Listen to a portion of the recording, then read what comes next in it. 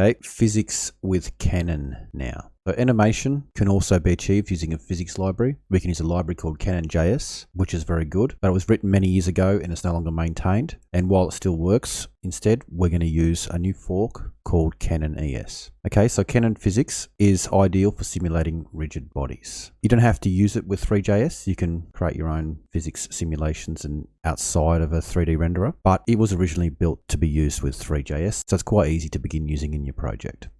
Okay, so we'll use it to make objects move and interact in a more realistic way and provide collision detection possibilities. So we'll build this example here. So right now I'm just going to change the gravity and the objects lift in space, or they can roll that way. And that looks a little bit like wind. Like so.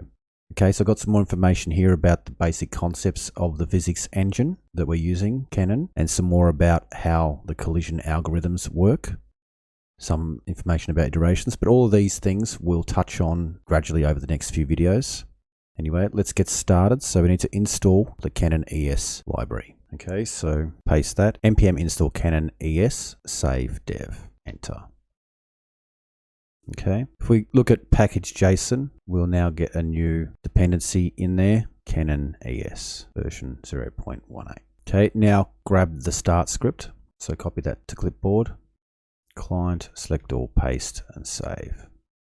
Okay, my IDE hasn't picked up Cannon.js just yet, but if I just press F1, restart TS server, that should work. Okay, now it's saying Cannon is declared, but it's never read. That's okay, we'll go on to that. So just save that and restart your application, npm run dev, enter, and open that in the browser. Okay, when you refresh, you should get that. A simple scene with several spotlights and 4 geometries that I've just placed a little bit higher than the plane, which is the ground. Okay, excellent. Let's add physics to each of these one by one. Okay, the first thing we need to have when we include physics is a world. So cannon.world, and we'll set the gravity being 9.82 meters a second. Okay, so Cannon world is the Cannon equivalent of Three.js's scene. So consider it as there are 2 engines running at the same time. There's a Cannon engine, which is working on physics, and there's the Three.js scene, which is helping to create a 3D representation.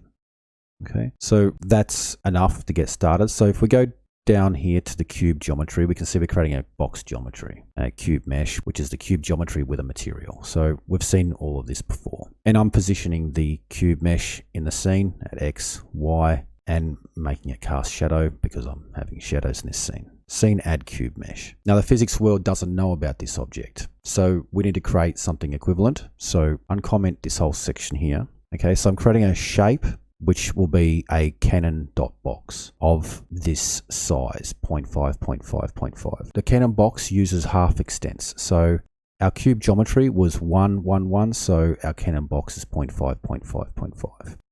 Okay, the cube body will be the object that will be moved around in the physics world, and we'll just create it with a mass of 1. Cube body.add shape, the cube shape there. Now cube body, let's just set the position in space, X, Y, Z, to match the cube mesh's position, which is -3, 3, and Z will be 0. Okay, world.add body, cube body. Okay, now going down to the bottom, we need to update the physics world just like we do with our renderer in the animate function. So here I'm getting a clock or clock delta, uncomment that and that up there.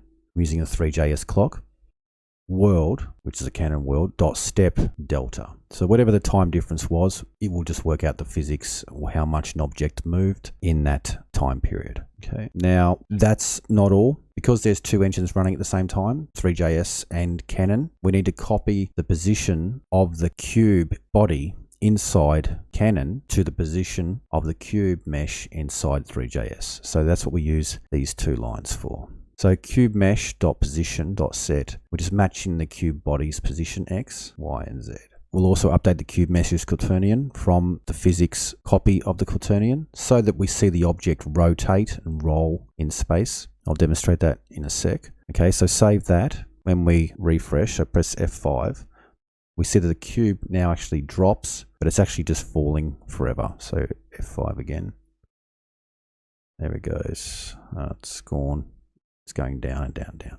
It doesn't know yet to stop on the plane, which is the floor, F5. So it's just going to continue falling and falling, falling forever.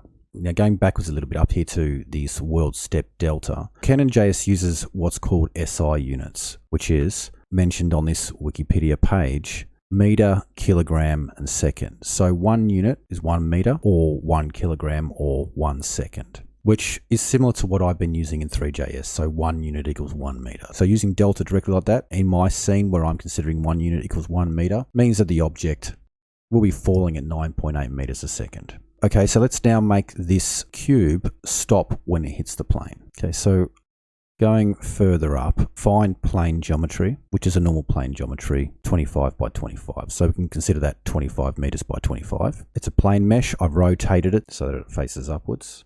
Receives shadow, CNAD plane mesh. So the Cannon version of a plane is called Cannon plane, and we'll set its mass 0. That means it's going to stay static in the physics world and not move. It's not going to fall, not be affected by the gravity. So plane body add shape, the plane shape, which is just a standard plane. We're also rotating the plane to face upwards, like so. That is the equivalent of doing that. But Cannon doesn't have a helper function like rotate X like that, so we have to use the quaternion method of the Cannon body. So quaternion is set from axis angle X being 1 minus math.pi divided by 2, which is the same as that. So it's just rotating the plane in the physics world as well. So world.addBody, plane body. I haven't set the position of the plane body inside the physics world or inside the Three.js. Both will be default as 0, 0, 0. And since it's not moving, I won't need to update its position or quaternion in the animation loop. So save that. Okay, so refresh that again. And there we go. The cube is now dropping and landing on the floor. Now the plane inside the physics world is infinitely wide and deep like that. So while here my plane geometry in Three.js has a limit, the plane shape inside the Cannon world will be infinitely large. Okay, so now let's add physics to the sphere. So go up just under sphere geometry. We're creating a default sphere geometry in Three.js. Uncomment that section. Sphere shape is a Cannon sphere 1. The sphere doesn't use half extents like the cube does, but that will come out as the same size as the Three.js sphere geometry. Sphere body will make it a mass 1 so that it is affected by gravity. Add shape and we'll set its position to match the sphere mesh position in Three.js. Okay, so the sphere bodies are physics bodies and the sphere mesh is the Three.js object. World.addBody sphere body. Scroll down to here and we'll uncomment the section on the sphere. Okay, sphere position.set will copy the value that is stored in the physics engine and we'll also copy the quaternion. Okay, so refresh.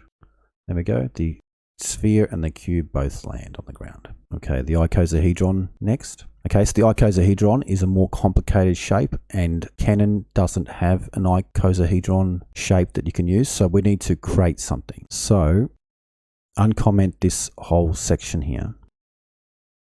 And what I'm doing is essentially creating a Cannon convex polyhedron from the vertices and the faces that we can gather from the icosahedron's geometry there.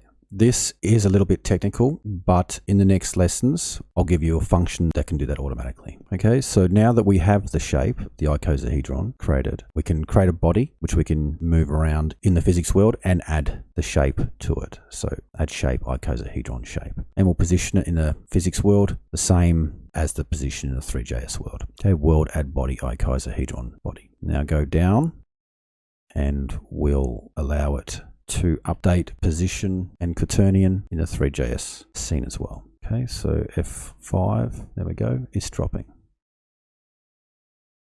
And if we just wait a moment, we'll see that it tip over. There we go. Very good. Now that tipping over is happening because we're copying the quaternion as well. That line just there.